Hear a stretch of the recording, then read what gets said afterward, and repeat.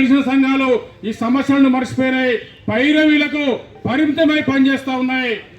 మీరు సమస్యలు, కార్మికుల స్థానిక సమస్యలు జీఎం గారికి పట్టింపు ఉండవు, యజమానానికి పట్టి త్రాగునీరు లేదని చెప్పి రామగుండంలోని 3 డివిజన్ల ప్రజలు, కార్మికులు ఆందోళన చెందుతా ఉన్నారు.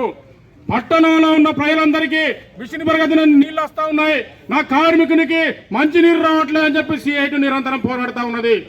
20 కోట్లు శాంక్షన్ అయ్యి ఈ రోజు జీడీకే వన్నిక లైన్ దగ్గర ఫిల్టర్ బెడ్ కోసము, నీటి శుద్ధి కేంద్రం కోసము శిలాఫలకం వేయడానికి గోడ నిర్మించారు. శిలాఫలకం పెట్టలేదు, దానికి టైం దొరకలేదా? అసలు ఆ శిలాఫలకం పెట్టి ప్రారంభిస్తే 2 సంవత్సరాలు పట్టే అవకాశం ఉంది. ఈ 2 సంవత్సరాలను మురికి నీరు తాగి బతకాల్సిందేనా కార్మికులు అని చెప్పి సిఐటిగా మేము ప్రశ్నిస్తా ఉన్నాం. ఈరోజు అనేక సమస్యలు, జీడీకే 11 లైన్ రోడ్డు వేయాలి, పెద్ద రోడ్డు తోటి ప్రమాదాలు ఉన్నాయి, 80 మంది కార్మికులు చనిపోతూ ఉన్నారు, మృత్యువాత పడుతూ ఉన్నారు అని చెప్పి OC5 నుంచి రోడ్డు ఇవ్వమంటే తిట్టపోర కొల్లిగా అన్నట్టున్నది. ఇలా యజమాన్యం లెక్క తిట్టపోర కొల్లిగా అన్నట్టు ఈ రోడ్ అంతా సాఫ్ చేయకుండా మొత్తం బొగ్గు పిల్లలకెళ్ళి ఉసుకలకెళ్ళి దాటుకుంటూ 2 వీలర్స్ పోయే పరిస్థితి ఉన్నది.